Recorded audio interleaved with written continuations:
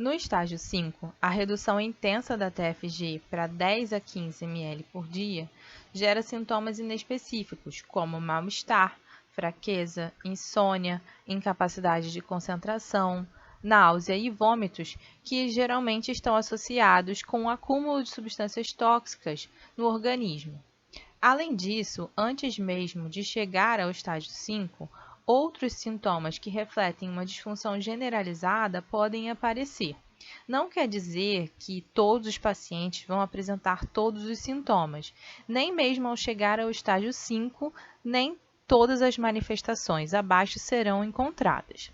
Então, eu começo falando sobre as manifestações cutâneas, como a hiperpigmentação da pele, que pode acontecer pelo acúmulo de pigmentos, como os carotenos, acúmulo de hormônio MSH, que é o estimulador de melanócito, e pode estar presente também a palidez, devido à redução de hematócrito, que eu vou comentar mais adiante, e menos comum pode ser observado a neve urêmica, que aparece quando o paciente ainda não dialisa e a ureia precipita na pele depois da evaporação do suor.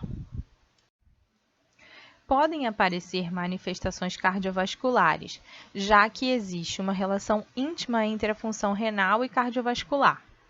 Pelo prejuízo da excreção, tende a aumentar a volemia, gerando sobrecarga de volume, hipertensão e edema. A sobrecarga de volume pode gerar hipertrofia e, quando não acompanhada de vascularização adequada da musculatura, pode aumentar o risco de isquemia e evoluir para a insuficiência cardíaca. Pode ainda haver prejuízo do sistema de condução cardíaco e aumento do risco de arritmias, que ainda pode ser agravado ou mesmo provocado pelo aumento de retenção de potássio devido ao prejuízo na excreção renal. Além disso, como eu já mencionei, o acúmulo de metabólitos em excesso pode gerar manifestações neurológicas, como insônia, capacidade de concentração, perda de memória e confusão mental. Da mesma forma, esses metabólitos em excesso parecem estar associados com a redução do apetite, que é a anorexia, também com a náusea e o vômito, que em conjunto podem gerar desnutrição. Muito importante também é a relação da doença renal crônica e a anemia. Os rins atuam como sensores da pressão de oxigênio arterial, que, se reduzida, provoca a secreção do hormônio eritropoetina pelas células renais. Esse vai pela circulação e atua na medula óssea, estimulando a produção de células vermelhas, que estariam envolvidas no aumento da capacidade carreadora de oxigênio do organismo.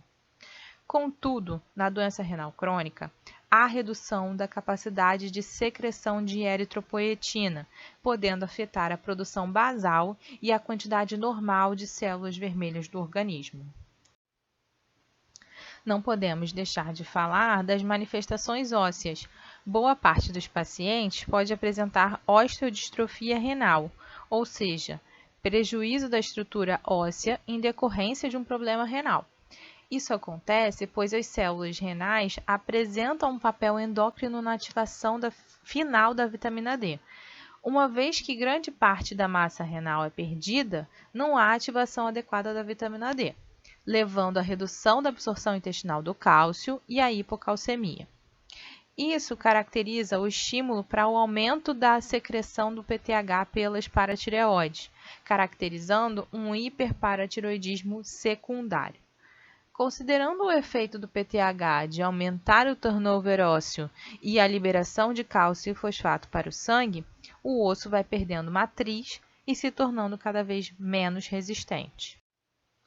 Por fim, sabe-se que o rim é capaz de realizar gliconeogênese de forma menos intensa que o fígado, mas ele consegue contribuir na produção de nova glicose a partir de outros substratos.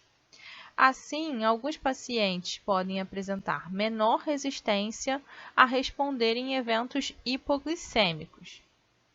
Além disso, a metabolização renal da glutamina tem um papel importante na eliminação de ácidos fixos, através da secreção de amônia e amônio na urina. No entanto, pela perda intensa de massa renal, haverá um prejuízo na realização dessa reação de metabolização da glutamina, e, em conjunto com a incapacidade de excretar adequadamente outros produtos ácidos do metabolismo, acarreta num acúmulo de ácidos no sangue, gerando redução do pH e o distúrbio do tipo acidose metabólica. Em resumo, é comum verificar os seguintes achados laboratoriais: acúmulo de substâncias como ureia, creatinina e ácido úrico, potássio, magnésio e fosfato, tudo pelo prejuízo na excreção renal. De forma oposta, pode-se observar redução de sódio, dependendo se a ingestão de água exceder o adequado, que deve ser sempre equivalente a outras perdas, como o suor. E pode haver também a redução de cálcio, pela redução do estímulo da absorção intestinal induzido pela vitamina D. Essas alterações dos eletrólitos reforçam a necessidade de um acompanhamento nutricional para o ajuste da dieta, visando evitar mais alterações dos eletrólitos, mas também deve-se ter cautela em controlar o aporte excessivo de proteínas e, especialmente nos diabéticos, o aporte dos açúcares. Isso porque o aumento de aminoácidos e glicose no sangue se reflete em um aumento desses compostos no filtrado. Esses, ao serem reabsorvidos conjuntamente ao sódio no túbulo proximal, levam ao aumento da reabsorção de sódio nessa região e, consequentemente, a redução do sódio que chega na mácula densa é interpretado como uma baixa filtração e estimula o aumento da filtração pela vasodilatação da arteríola aferente, que é explicado pelo mecanismo de feedback túbulo-glomerular. Além da dieta, deve ser feita uma revisão constante dos medicamentos, para que se evite expor o paciente a medicações que levem a variações de eletrólitos ou que possam ter efeito nefrotóxico e aumentar o risco de desenvolvimento de mais lesões.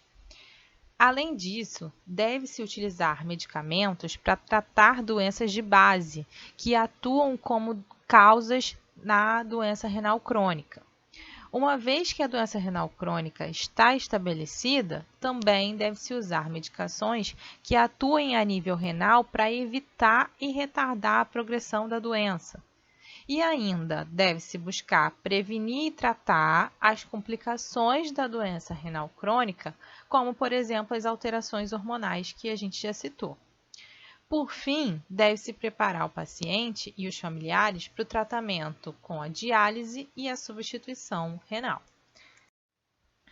Falando em causas da DRC, é preciso ressaltar a atenção com a diabetes e a hipertensão, que são as principais doenças associadas ao desenvolvimento da doença renal crônica, e assim deve-se controlar os fatores de risco que nesses casos potencializam a geração das lesões renais, que no caso da diabetes é a hiperglicemia e no caso da hipertensão é o aumento da pressão arterial. Além disso, outras causas são as doenças renais agudas, como as glomerulonefrites, síndrome nefrótica, síndrome nefrítica, que podem evoluir para o desenvolvimento de lesões renais de forma crônica. Em todos os casos, deve-se investigar o histórico familiar e rastrear por meio de exames periódicos que possam identificar os casos precocemente ou permitir acompanhar a evolução do quadro da DRC já estabelecido. Quanto às medicações, eu vou ressaltar aquelas que são mais usadas, como os diuréticos, que especialmente os de alça são os mais potentes, podem ser usados em casos de edema para aumentar a excreção renal.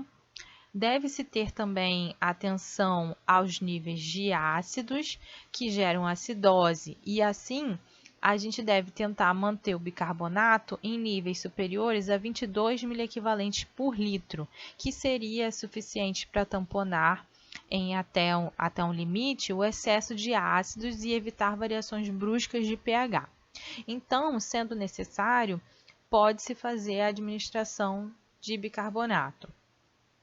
E, por fim, muito importante, têm sido usados os medicamentos IECA, que é o inibidor da enzima conversora de angiotensina, e o BRA, que é o bloqueador do receptor de angiotensina 2, que, como efeito resultante, eles reduzem a ação da angio 2 e promovem efeitos renoprotetores. Então, esses medicamentos eles têm sido usados para evitar a progressão da doença. Contudo, a gente sabe que esses medicamentos levam à redução da secreção de aldosterona, que é o hormônio que tem o efeito de induzir uma maior secreção de potássio para o túbulo renal, para que esse íon seja eliminado. E, no caso do uso desses medicamentos, pode ter o efeito colateral de intensificar o acúmulo de potássio, que já tende a se acumular pelo prejuízo da excreção renal.